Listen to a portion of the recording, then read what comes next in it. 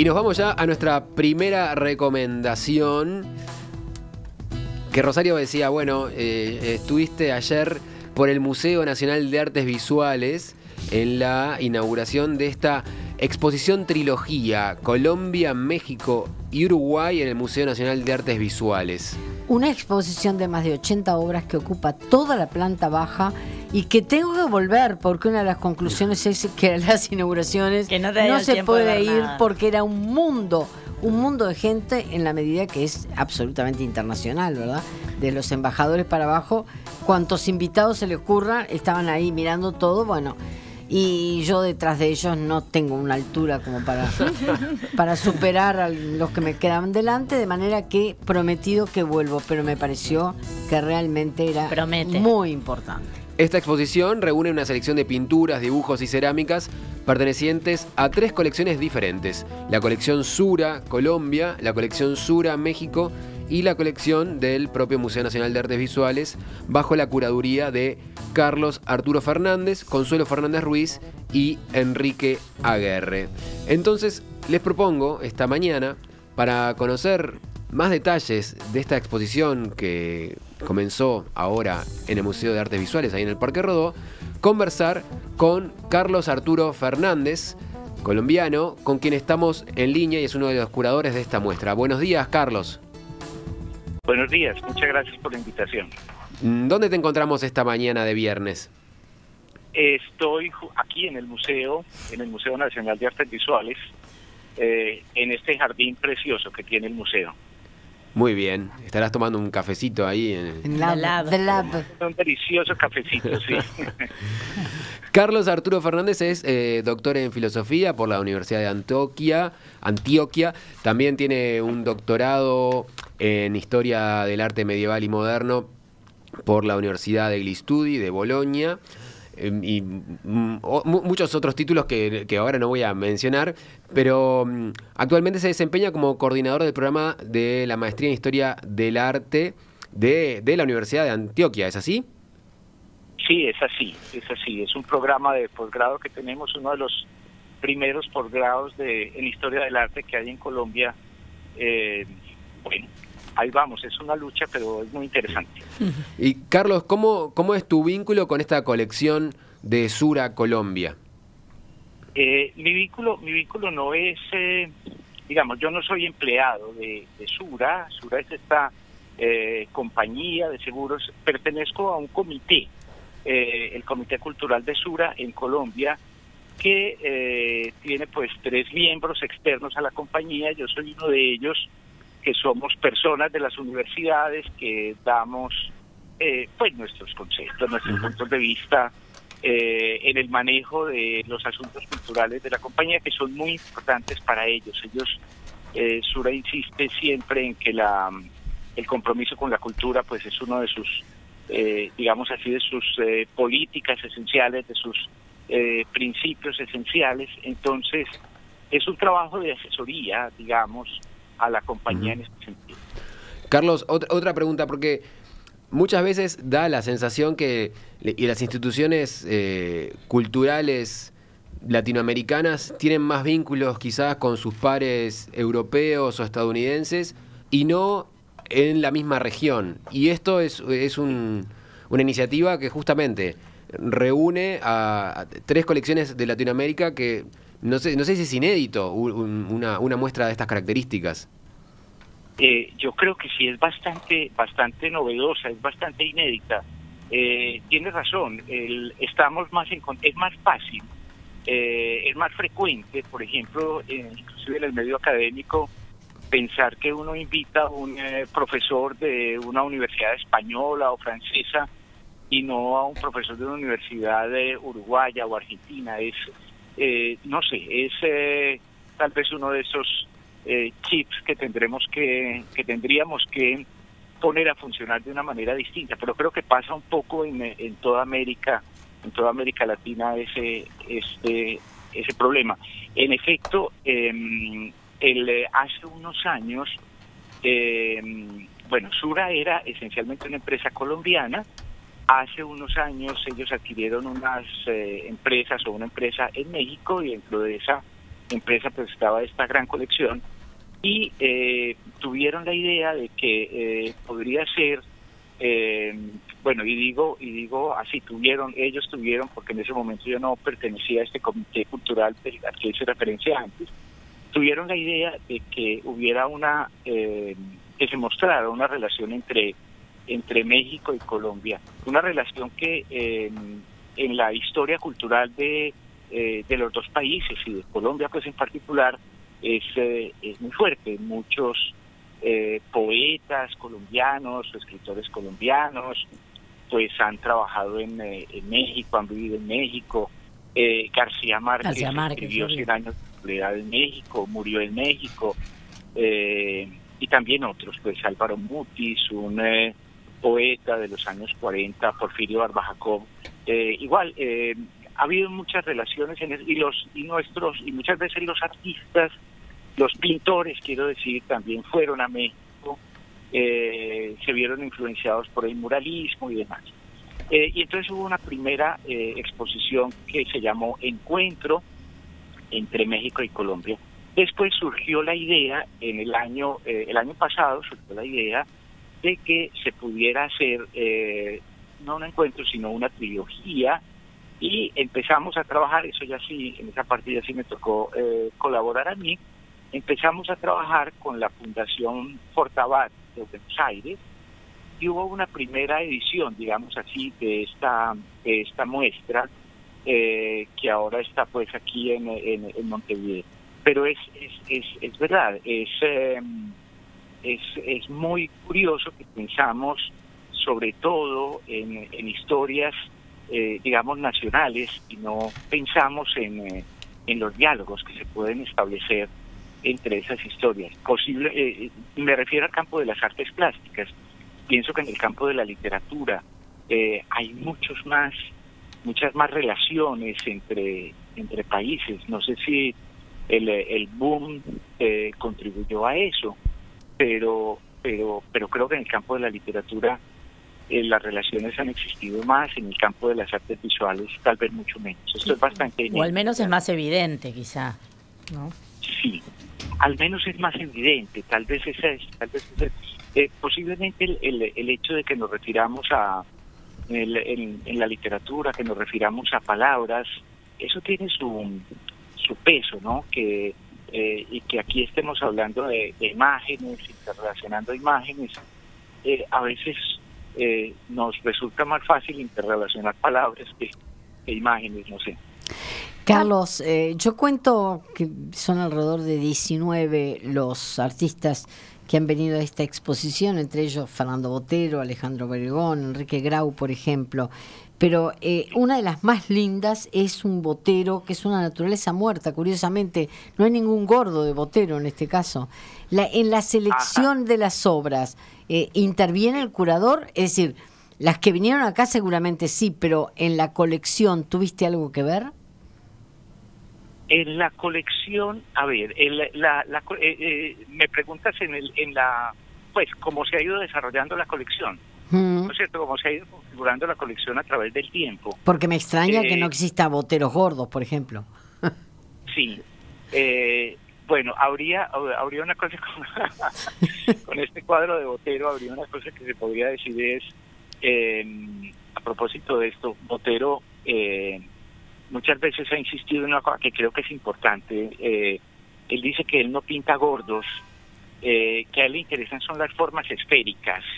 El problema de los gordos sería, digamos, un problema de dietistas, de dietólogos. A él le interesa un problema formal y el asunto, y aquí uno podría decir que las frutas, el frutero mismo, la mesa, son en ese sentido son esféricas, son gordas de alguna manera. Sí, es a todo color, es preciosísimo el cuadro, ¿no? Un color precioso, un color que juega muy bien con el tamaño que lo acompaña. Sí. Y que un poco están relacionados. Esas son dos de las joyas, digamos, de las colecciones de Sura, ese cuadro de Tamayo y ese cuadro de Botero, y sirven muy bien un poco también para recordar que cuando Botero se fue a México a finales de los años 50, se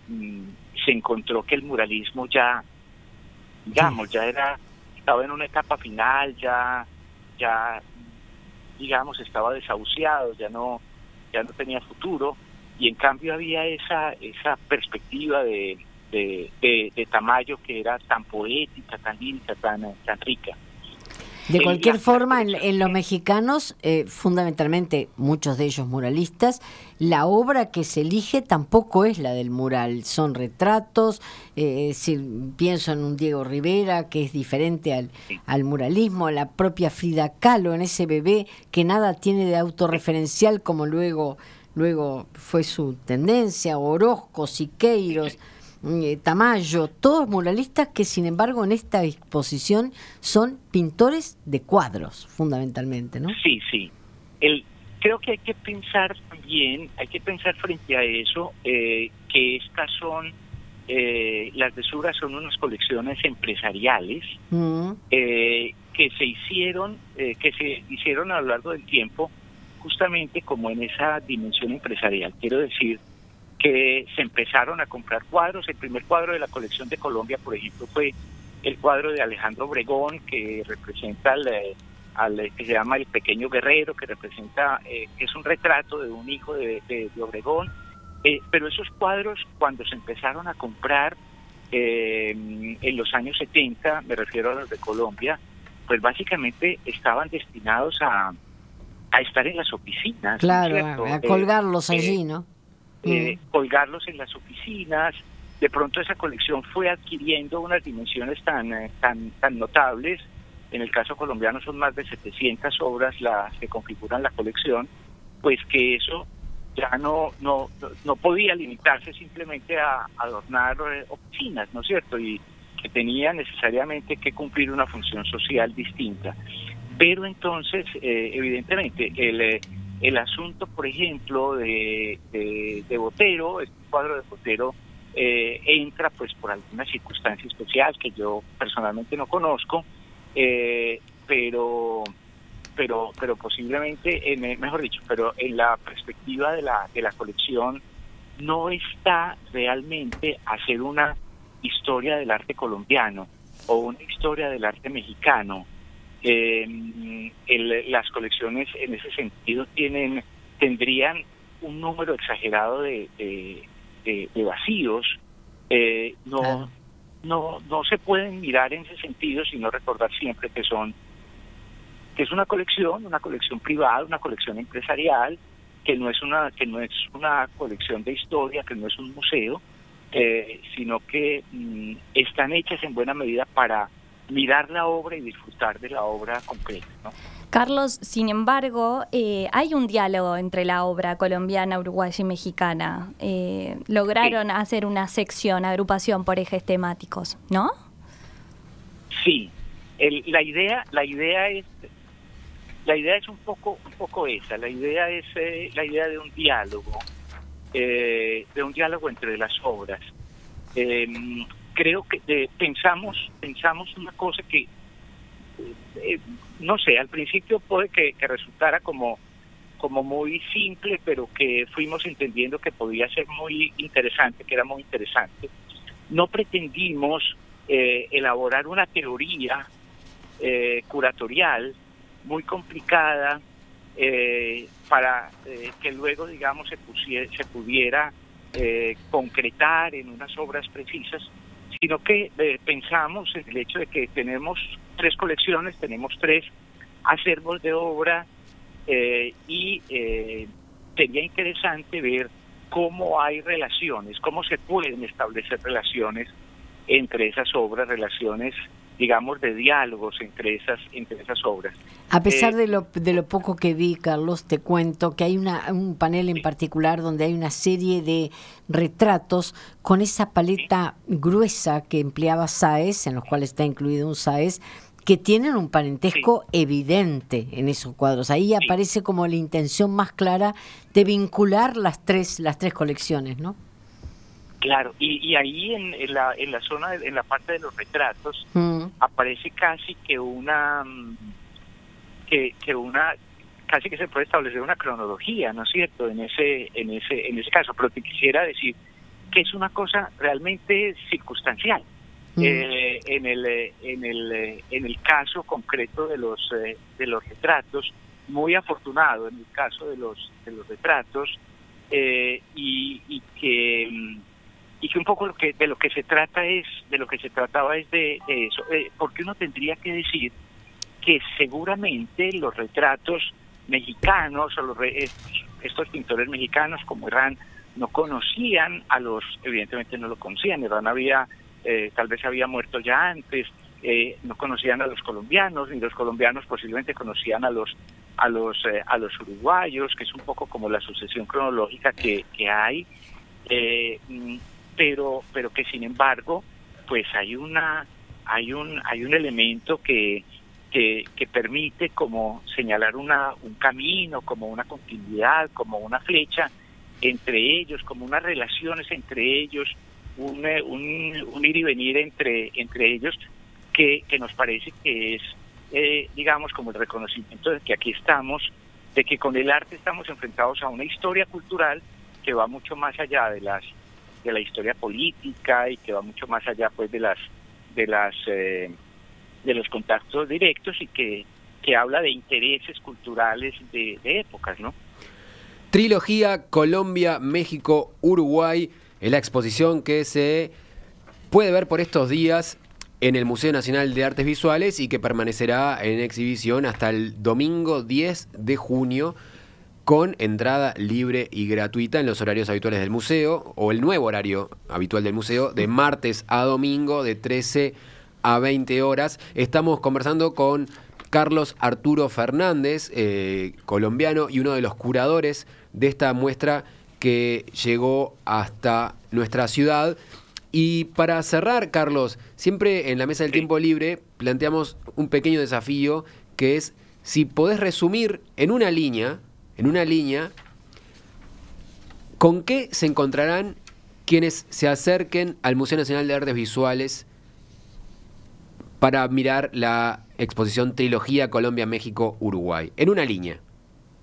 En una línea. Se encontrarán con obras que dialogan entre ellas y obras con las cuales el visitante puede dialogar. Me parece un excelente resumen. Carlos Arturo Fernández, muchas gracias por estos minutos en la Mesa del Tiempo Libre. ¿Hasta cuándo te quedas en Montevideo? Hasta mañana. Mañana ya debo regresar a Colombia. ¿Y después volvés en junio para llevarte las obras o ya no te toca regresar? Espero regresar. No está, digamos, dentro de los compromisos que yo tengo con Sura, pero espero regresar para ese momento, para el final de la muestra. Muchísimas gracias. Muchas gracias a ustedes, muchas gracias al museo, a esta ciudad, al Tiempo Libre. Muchas gracias.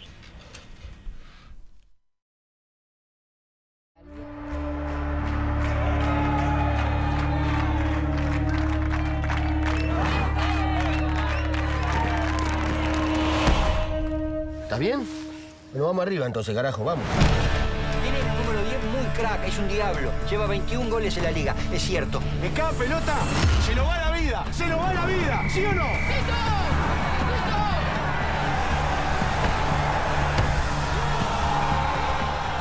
Estamos escuchando el audio del tráiler de la película Mi Mundial, película que en su momento fue tema de la entrevista central de la Mesa del Tiempo Libre. Conversamos con su director. Yo admito, me gustó mucho además.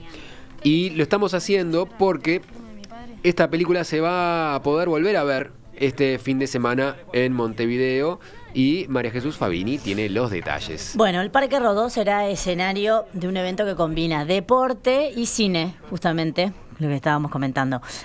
Mañana, sábado 24, a las 20 horas, se va a emitir Mi Mundial, pero de una forma particular, que es la forma que lleva adelante Verano Pedal en todo el este, y a lo largo de toda la temporada estival. Bueno, el cierre va a ser justamente mañana y la propuesta ¿cuál es? Sentarse en bicicletas, pedalear de esa forma alimentar los equipos para poder ver en esa pantalla gigante de Efecto Cine la película Mi Mundial. Una película que ya saben que es apta para todo público, o sea, evidentemente es un programa familiar y a cielo abierto. Si llueve, toda la propuesta se traslada para el domingo 25. Pero además hay una cosa importante de destacar en esto. Más allá de que obviamente la entrada es libre y gratuita, por supuesto, porque es en el Parque Rodó, ahí en la zona de Sarmiento, una cuadra de la Rambla, porque decimos Parque Rodó, es amplísimo, son decenas de hectáreas. Pero bueno, va a ser puntualmente en esa área. Uno va caminando y lo busca o pregunta, me parece, al menos es lo que yo haría. Pero algo importante a destacar es toda la parte de accesibilidad e inclusión que tiene esta propuesta.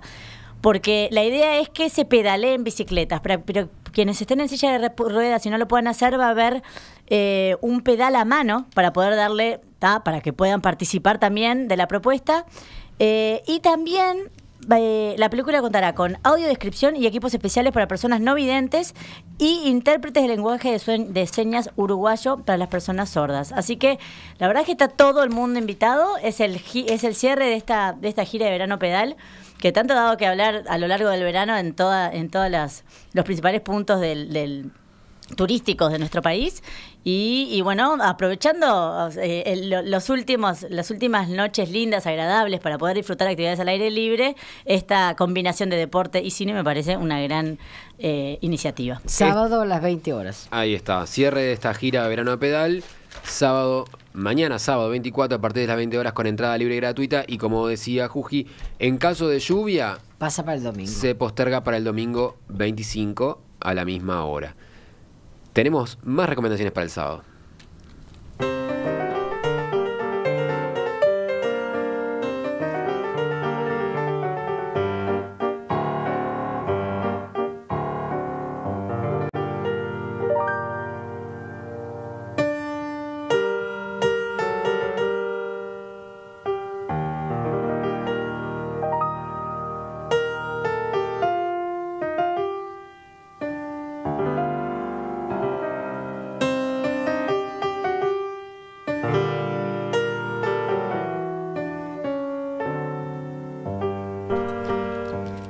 Este piano que estamos escuchando es el de Juan José Ceballos, interpretando Guitarra Mía. Y viene a cuento de que el tema es que el próximo sábado también, mañana sábado, en el Centro Cultural Florencio Sánchez del Cerro, se presenta este pianista uruguayo Juan José Ceballos, pero para realizar un recital cuyo repertorio es en base a compositores latinoamericanos provenientes de Argentina, de Brasil, de Paraguay y de Uruguay, haciendo hincapié, tratándose del mes de la mujer, en un homenaje a la pianista uruguaya Nidia Mariño, pianista clásica, y a la folclorista chilena Violeta Parra. Les recuerdo, Florencio Sánchez, el centro Florencio Sánchez queda en la calle Grecia, hay que trepar bastante, llegado arriba, esquina Norteamérica. Esto es el sábado 24 a las 20 y 30 horas y también es con entrada libre.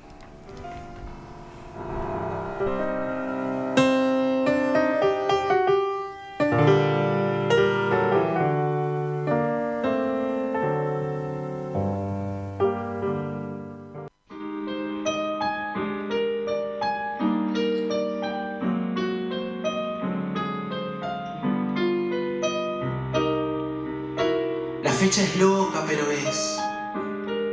tiene 100 días cada mes desde tu ausencia, o tiene 1000, más de 1000, ya no sé. Hoy te escribo aquí en nuestro café, Juncal y el cielo, ¿te acordás? Sonaba un piano también, pero cambiamos de género. Tango. Nos vamos al tango. Y además poesía, porque evidentemente esto de Arturo Ferrer es poesía, Horacio Ferrer, perdón. Porque estamos escuchando tango porque este sábado hay un espectáculo de tango más que recomendable en Calima y Lucía Sierra tiene los detalles. Ahí está. Para este sábado tenemos la propuesta de invitarlos a ver este concierto tango que está formado por el trío que lo componen José Arenas, que lo estábamos escuchando, que estaba hablando un poquito. Después tenemos a Gonzalo Irigoyen, que es el cantante, y al maestro Agopián. Álvaro Agopián. Álvaro Agopián. Ellos el año pasado se estuvieron presentando con Poeta de las 3 de la mañana, tuvo un gran éxito, y este año retoman, pero con este espectáculo que se llama Tango. Y lo que hacen es tomar las tragedias absurdas del género, y el poeta José Arenas va contando un poquito de esas historias, y toman tangos de antes y tangos de ahora, pero también el humor está presente en este espectáculo. Así que si les interesa esa combinación, es una buena idea. Es que justamente que Rosario mencionaba a Horacio Ferrer, ese poeta de las 3 de la mañana, claro, era un homenaje a Horacio Ferrer y bueno, tuvo bastante repercusión y eso de alguna forma propició este regreso con este nuevo espectáculo. Gran poeta de tango que actuó mucho con Piazzolla, ¿no? Todas las mejores letras de Piazzolla tienen que ver con Horacio Ferrer, ¿no? Los nocheros les decís Calima y saben perfectamente de dónde queda, pero obvio. Vamos a recordar, Lucía, queda la en dirección. el corazón de Palermo, ¿no? Durazno y Jackson. El espectáculo es 21 y 30 horas, sale 200 pesos la entrada, y hay un teléfono para las reservas que es el 2411-0760. Sí, vale la pena porque la capacidad es limitada. Claro, es pequeño el espacio, entonces hay que llamar previamente para reservar. Es como, porque Calima tiene como todo un área para tomar algo y después abajo como una especie de... Café concert. Sí, de café concert, pero ¿cómo se llama? Como un búnker ahí abajo, ¿no? Un subsuelo. Un subsuelo, ahí va, un subsuelo, me sale de azotea, ¿no? Como un subsuelo y Sótano. está bueno porque... Un sótano, ahí va, un sótano, tal cual. Que está bueno porque genera como un espacio, un ambiente bien intimista y bien acogedor, que para un espectáculo de estas características, tanguero, arrabalero, me parece que suma al escenario. Hay una cercanía con los actores, intérpretes, que realmente le da calidad al espectáculo. Calidad y calidez al espectáculo. Tal cual. Quedó hecha la recomendación entonces, Tango en concierto en Calima, Durazno y Jackson. Esto es mañana sábado a partir de las 21:30 horas. Y vamos a repetir el teléfono en las reservas, 2411-0760. Les propongo hacer una breve pausa y enseguida regresamos con más Mesa del Tiempo Libre.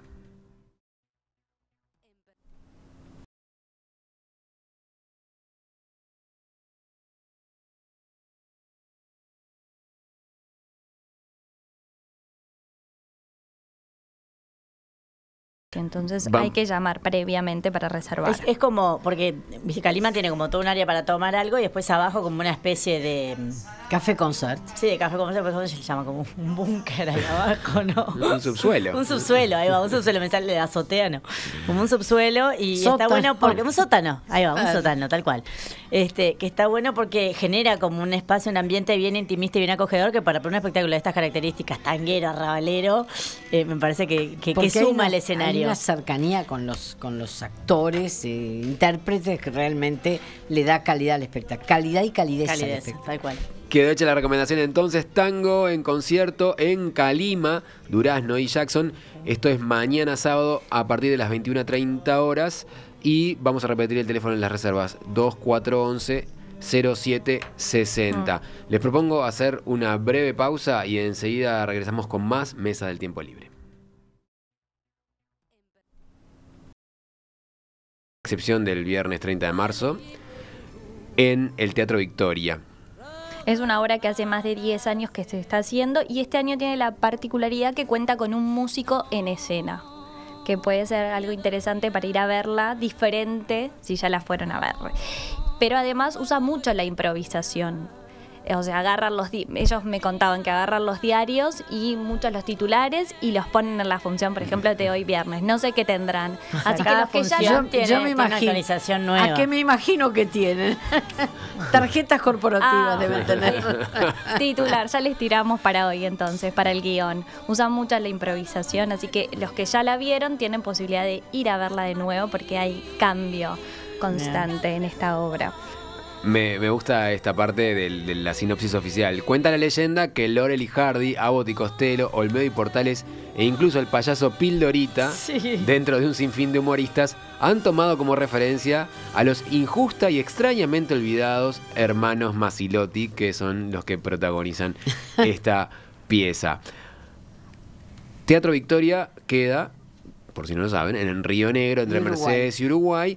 Y las entradas para de este espectáculo tienen un valor de 300 pesos. Hay cupos para socios espectaculares y se adquieren ahí en la boletería del teatro. Nosotros aquí en la Mesa del Tiempo Libre estamos regalando 2 entradas dobles para la función de esta noche. Todavía tienen unos minutos más para... Pablo, capaz le podemos agregar el teléfono de la boletería, porque como se compran solo allí, que es el 2901-9971 para reservas. Muy buen dato. Tenemos más recomendaciones teatrales en la Mesa del Tiempo Libre.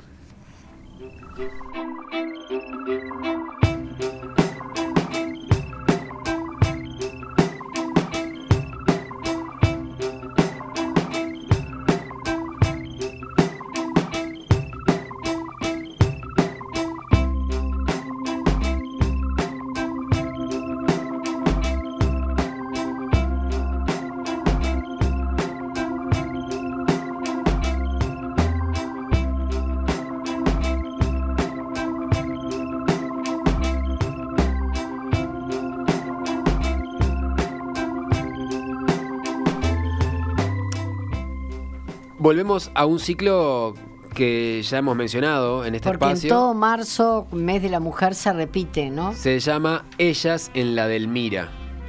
En este caso en particular trae una obra vaya sí polémica, el Evangelio según Jesús, Reina del Cielo. En realidad se trata de una obra de la inglesa Jo Clifford, con la dirección de Natalia Malo, que está a cargo de Fabiana Fine, que es una actriz transgénero. Y ese es lo audaz de esta propuesta, ¿no? Y lo que ha despertado una gran resistencia por parte de católicos, porque es las historias bíblicas, por todos conocidas, pero que se presentan en una perspectiva tan contemporánea que Jesús aparece representado por una transgénero. Esto es en la sala del Mir Agustín, ustedes saben, la sala que está en uno de los cuerpos laterales del Teatro Solís, sábados y domingos, también el viernes, a las 20 y 30 horas el sábado y domingo, entradas a 320 pesos.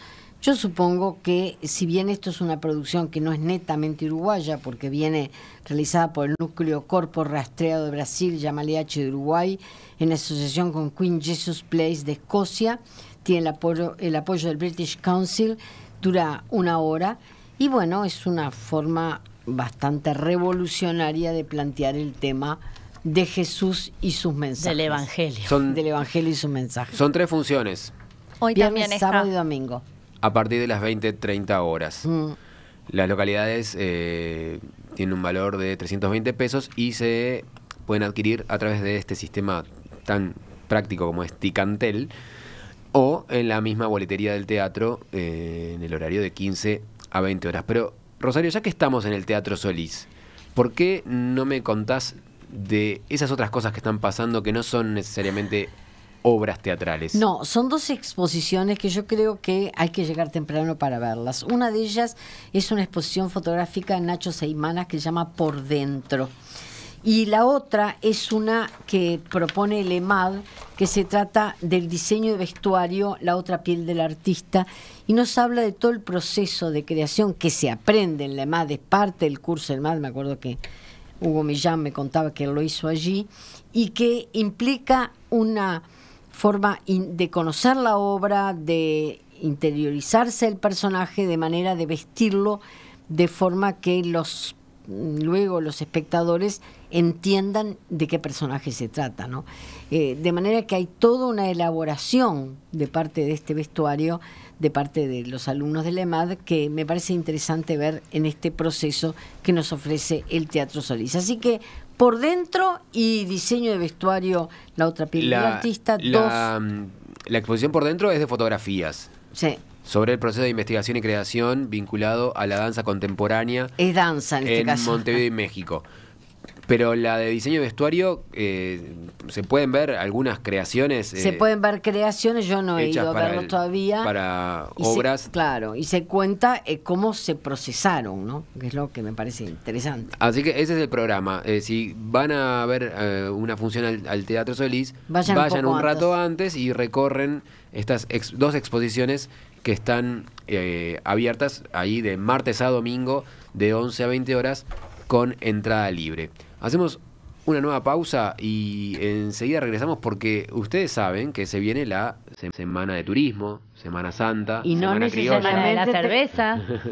Y no necesariamente tenemos que irnos de viaje, porque en el país suceden muchas cosas y me parece suficiente interés como para referirnos a ellas. Así que para este tramo final de la Mesa del Tiempo Libre tenemos varias recomendaciones De turismo interno. para la semana que viene.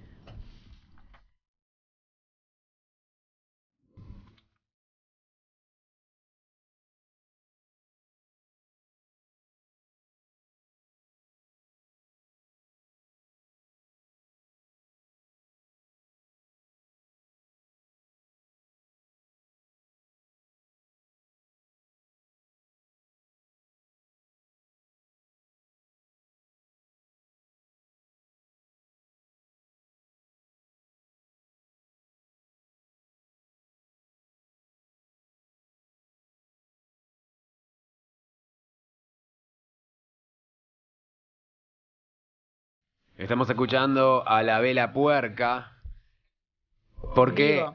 es uno de los artistas, una de las bandas que va a estar animando una nueva edición de un clásico de esta Semana de Turismo, esta Semana Santa, que es la Semana de la Cerveza de Paysandú. Es otra de las formas de llamarla, ¿no? A Hace propósito, 53 claro. años que se hace. Llega a su Exactamente. edición número Para mí 53. seguirá siendo Semana Santa, pero hay quien prefiere Semana Y María Jesús Fabini Juji, que ha sabido...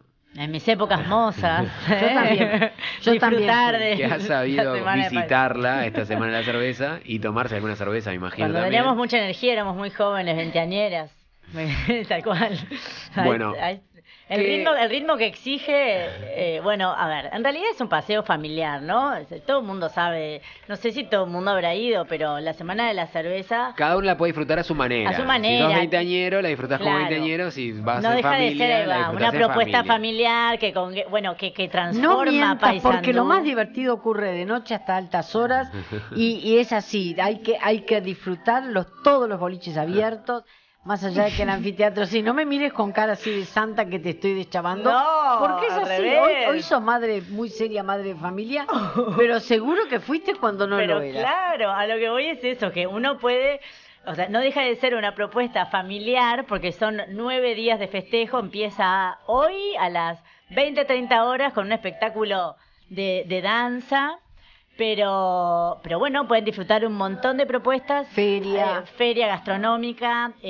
Juegos infantiles. Juegos infantiles nuevos, o sea, traídos especialmente para la ocasión. O sea, no son los recauchutados, no. Bueno, o sea, buenos juegos infantiles. Por otro lado, feria artesanal. Y justamente hacen hincapié en lo artesanal porque es una feria artesanal internacional. Vienen artesanos de varios... Pero hay un hincapié en los sanduceros. De varios lados de la región, en conjunto con los sanduceros, en una búsqueda de cierta profesionalización de la artesanía. Claro.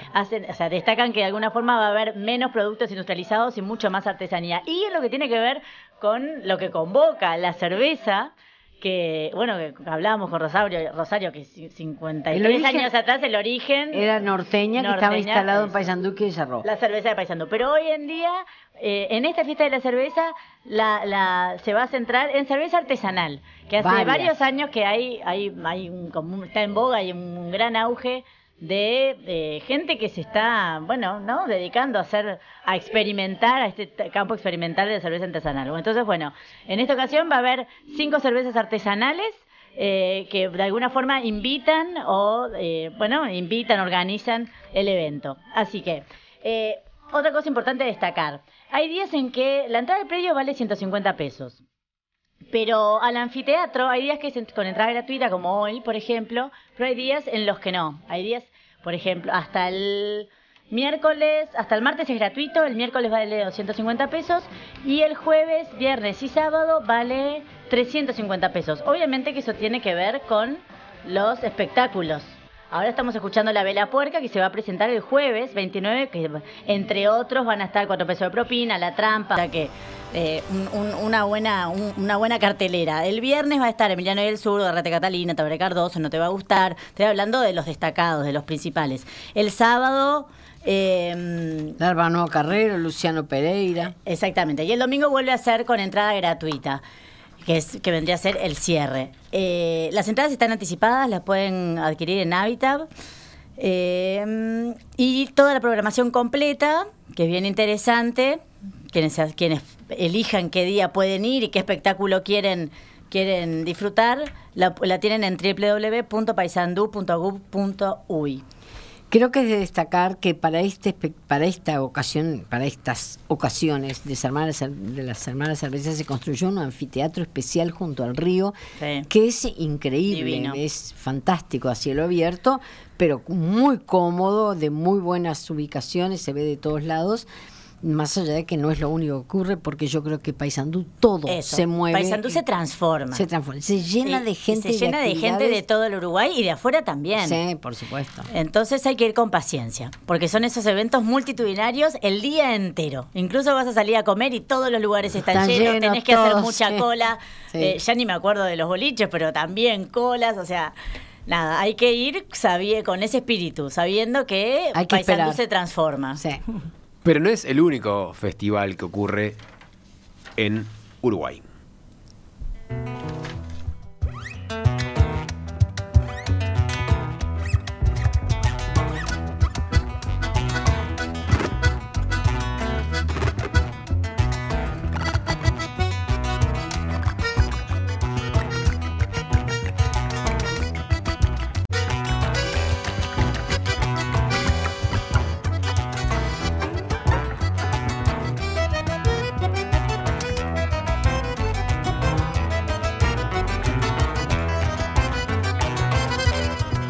Nervioso el calungo,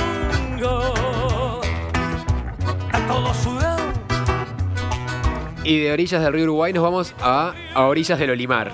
Sí, porque así se llama el festival que 33 ofrece también esta semana, con la diferencia de que en este caso en particular hacen hincapié en que se trate de canto popular y de artistas uruguayos. Por eso elegiste al Hermano Carrero, que me parece muy oportuno. Pero además porque el parque donde se desarrolla, que es el Parque del Olimar, cuenta con zonas de camping, con lugares equipados para feria, para se instalan los servicios, locales gastronómicos, es decir, que la persona que va puede ir con su carpa, instalarse en el lugar y de allí no tiene que moverse, se traslada directamente al lugar donde se produce el espectáculo y se mantiene en el parque en cualquiera de esas instalaciones, más allá de que siempre vale la pena hacer algún paseíto, sobre todo porque 33 tiene otros lugares como la Quebrada de los Cuervos que yo creo que hay que aprovechar y verla. Pero me parece muy interesante lo que ocurre allí y creo que también hay que consultar porque es hasta el miércoles, ¿verdad? Y es muy extensa la programación. Claro, entonces, solo por mencionar Copla Alta y Pepe Guerra, Rubén Rada, el grupo Cerno, Braulio López, son solo algunos de los artistas que figuran en un programa extenso. Y bueno, y el Hermano Carrero, claro que lo estamos que empieza escuchando. El sábado y termina el próximo miércoles, allí en el Parque del Río Olimar, con entrada gratuita. Otro dato muy interesante, toda la programación completa la pueden consultar en turismo33.gov.ui. Turismo 33, Turismo 33 con 33 números. con Turismo números. palabra 33 números.gov.uy. Si a usted esta cuestión le resulta arcaico, pura tradición, si cruza los puentes de la capital, verá que esperando hay medio Uruguay. Y un poquito más al este, en Rocha, ¿qué es lo que está pasando, Rosario? Bueno, Rocha tiene un lugar que yo supe conocer cuando hacía mis recorridas, que es la Laguna de Rocha. A los que comen y les gustan los mariscos, sabemos que la Laguna de Rocha es un proveedor número 1 de los mejores mariscos de este país. Pero además, últimamente se ha inaugurado un sendero de la laguna, es decir, que ustedes llegan a la intersección de la ruta 10 y 15, es la que entra a La Paloma, paran ahí a mitad de camino y a la derecha ingresan en lo que tiene que ver con la Laguna de Rocha. Bueno, a partir de allí hay un sendero autoguiado, es decir, cada uno lo puede hacer por su cuenta, Y bueno, que termina en la zona de dunas de la laguna.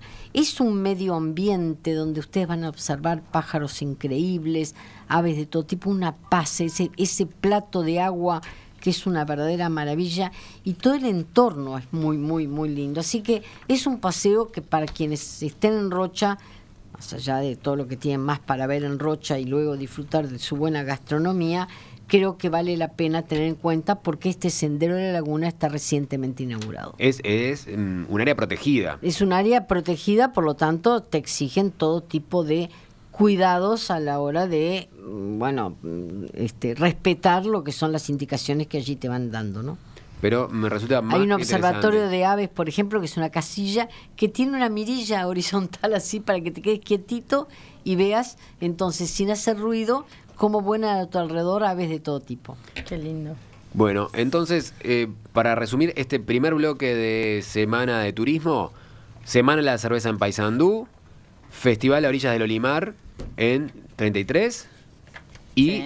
este sendero, este flamante Sendero de la Laguna en Rocha. Y agrego una cosita chiquitita para los que van a estar en Rocha. Mañana va a haber un festival gastronómico, una camaronada. Qué rico. En la barra de Balizas, Y los junto al camarones, arroyo. estoy segura que son de la laguna. Sí, van a ser todos platos elaborados con camarón. Así que los que están por allí, Mirá, al esa- mediodía. La va a sacó haber- de la manga la recomendación. Sí, me la esa, mandaron Lucía, recién. sí.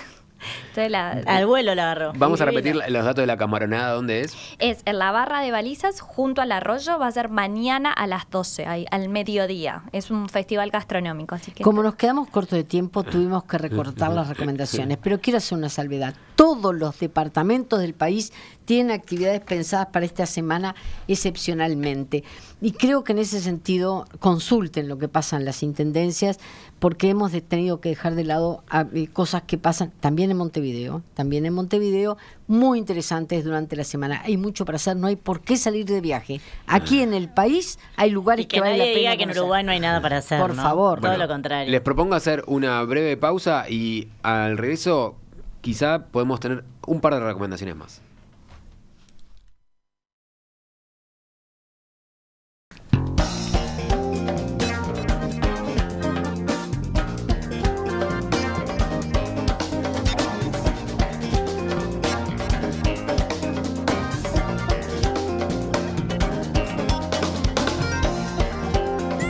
Cortita hacia el pie, un ping-pong entre Jujuy y Rosario. Bien. ¿Quién arranca?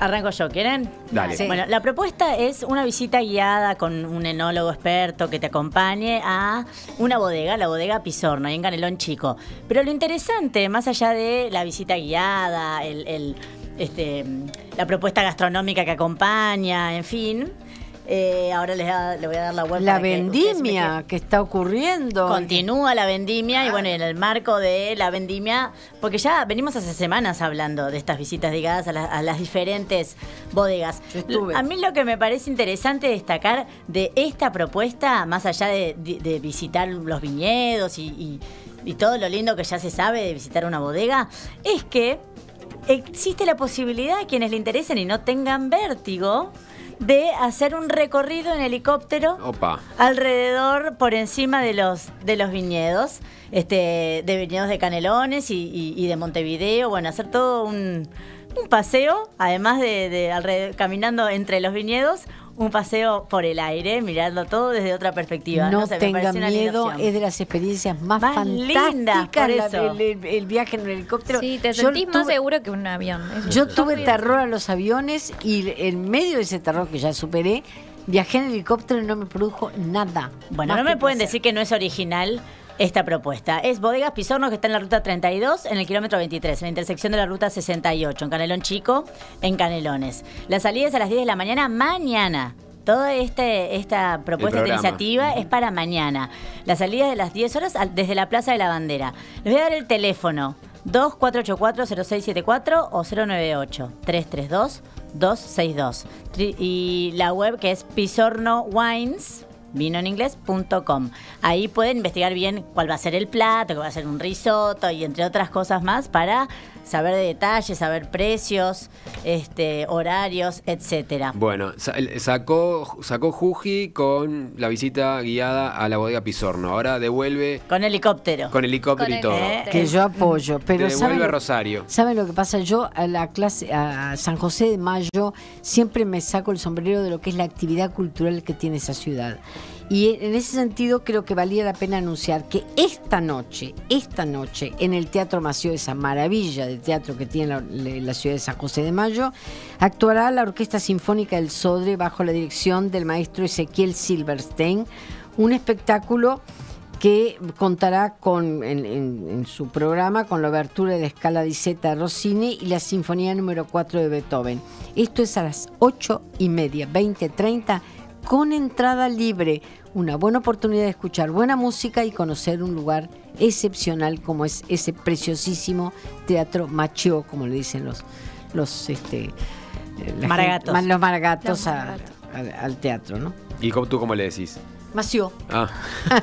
Sí. No sé cómo se dice, porque en realidad creo que Yo Mació... tenía un compañero, Mació era Mació, no era Mació. Claro, son Mació, dos C. pero hay gente que le dice Mació. Creo que los italianos... Pero no importa, Teatro, es el mismo teatro. que ha sido restaurado y que está... Pero que está divino. nuevo, por eso digo, está nuevo. luciendo como lo que es la maravilla original que fue, ¿no? Cuando se construyó.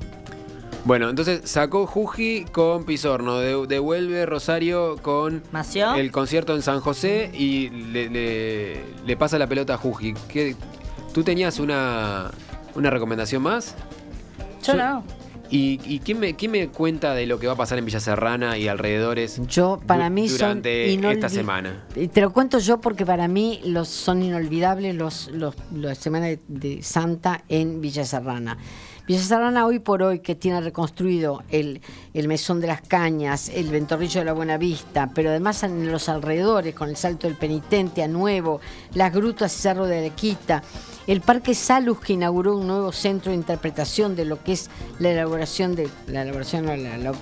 del agua Salus, el templo budista, el Valle del Hilo de la Vida, que es ese que tiene los extraños conitos que se supone que son de origen indígena. Bueno, toda esa visita, no solamente a disfrutar del paisaje, del único paisaje serrano urbanizado que tenemos en el país, que es Villa Serrana, y esos alrededores tan particulares y tan espléndidos, me parece que es una buena opción también para esta semana. ¿Has estado últimamente en Villa Serrana? No, hace mucho que no.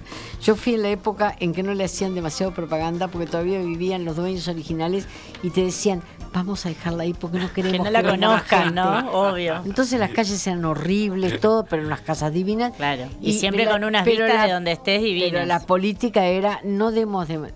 Hoy la cosa cambió. Y así dejaron venir. La descubrieron finalmente. Y sí, porque hubo un momento que se empezaron a morir esa gente y el Ventorrillo se caía y el Mesón de las Cañas estaba hecho pelota. Bueno, todo eso está restaurado. Rosario Castellanos, María Jesús Fabini, Lucía Cienra, muchísimas gracias. Cerramos la mesa del tiempo libre, pero hay más en perspectiva hasta las 12.